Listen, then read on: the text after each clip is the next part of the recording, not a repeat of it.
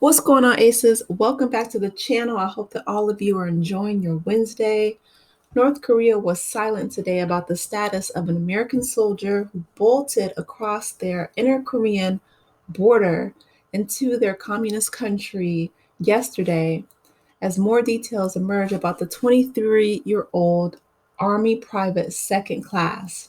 And meanwhile, they're over here launching two short-range ballistic missiles eastward from its east coast early this morning, local time. So both Japan and South Korea, they're watching North Korea, shoot up all these missiles and bombs. And y'all know Kim Jong-un is, well, allegedly, right? Please don't come after me, Kim. But in all seriousness, Private Second Class Travis King, he is in North Korean custody after crossing the heavily fortified border, quote unquote, willfully and without authorization, the Defense Secretary Lloyd Austin told reporters yesterday. King, who had been recently released from a South Korean prison, had been escorted by the military to the airport just outside of Seoul, Korea, for possible further disciplinary action in the United States. Okay, so they were going to, take him on the plane. But instead of getting on the plane to come home, this little bird, instead of proceeding to the gate, he joins this commercial tour group headed for the joint security area. Okay, let me stop just real quick because y'all know I'm reading this article from NBC. Shout out to NBC News. But a couple things, okay? He gets into a bar fight. Okay, he's young, 23, in the military, things happen, fine. He's in South Korea and they are going to bring him back home and he'll probably be, I don't know, the worst, he would be court-martialed and, told to get out of the military. Whatever the case may be, nothing, and I do mean nothing, could be worse than being stuck in a North Korean prison, okay? Y'all remember the guy, he was a young white boy named Otto Wambier or something like that. He went over there with a tour group. This was like a long, long time ago, and took a poster off their wall. It was a propaganda poster, but they beat that boy till he was in a coma, okay? And then he eventually got brought home, but he was on camera snotting and crying, which, to be honest, I can't blame him because I can't even imagine what kind of torture they put Americans through over there, okay? Just a side note, you know what I mean? Like I said, I do love to travel when I have the money and the means to, or when I'm, working, because a lot of times it's not me. I'm, working and being sent overseas. America is kind of like the bully in the cafeteria when you was a kid, like the rich bully that people couldn't stand. But if the bully, was handing out candy or gifts or whatever, then people was acting like they was cool with them. That's how a lot of people look at us, okay? Because we have the largest GDP, we're the richest country in the world, but we also lock up more people and have more mass shootings and gun violence than anywhere else. So, and Kim Jong-un, like, Trump wants the power and the dictatorship that Kim Jong-un has, but Kim Jong-un wants the weapons that America has. Nobody can touch our military, and it's not even close. I think the closest would be China because they have so much, more people than we do. But they're still not touching us in terms of funding, in terms of, how many military bases we have all over the world. Case in point, Mr. Private King over here. But why would you get into a commercial group and then bolt to North Korea? And I understand he was probably scared. He probably didn't want to come home and get in trouble. Trouble in the U.S. military for getting into a bar fight. At most, they probably would have gave him a fine or had him in the barracks or whatever. You know what I mean? Like not in a North Korean prison, because now the consulate and everybody, they're trying to bring him home, but North Korea, they don't like Americans like that. I I'm keep reading. NBC. So here we go. Yeah, so instead of proceeding to the gate, a senior administrative official told NBC News he joined a commercial group, okay, headed for the joint security area. The Truce Village is about a half an hour from the airport, and the only place uh,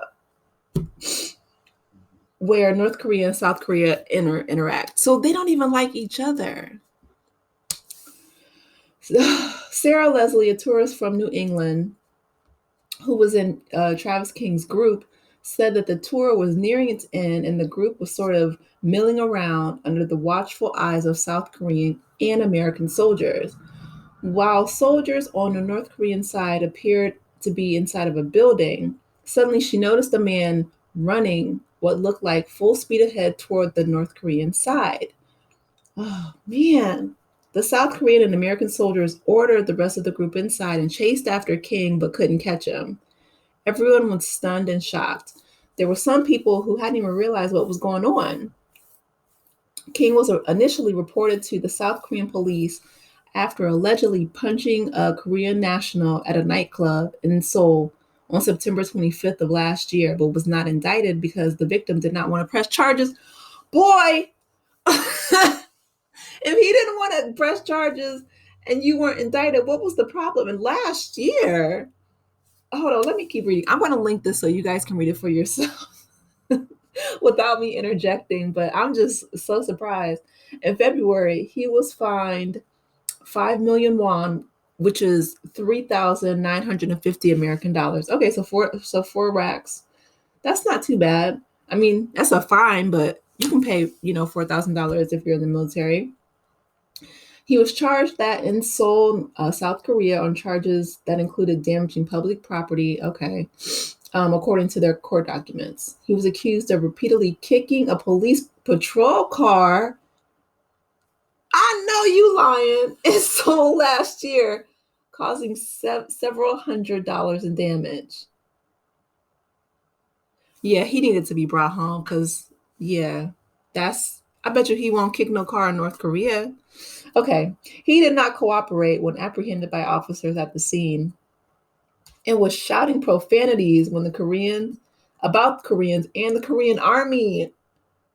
No, see, that's exactly this is what I'm talking about.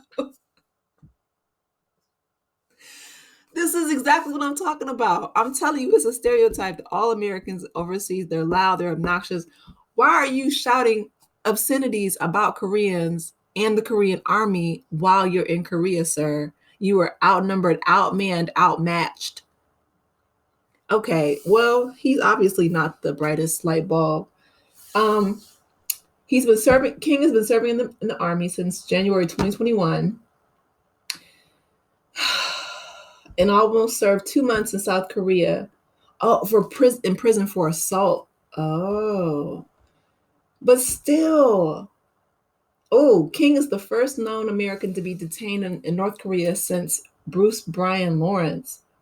I thought it was Otto. I guess. Oh, 2000. Oh, he was caught entering from China in October of 2018, and then he was deported several weeks later. Oh, okay. So they didn't beat him like they did Otto. Okay. Oh, wow. So White House spokesperson Karine Jean-Pierre said Tuesday that the U.S. does not have official relations with North Korea. They're engaging on King with South Korea and Sweden, whose embassy represents U.S. interests in North Korea. Oh, they hate us, hate us. Oh, I didn't know it was that bad.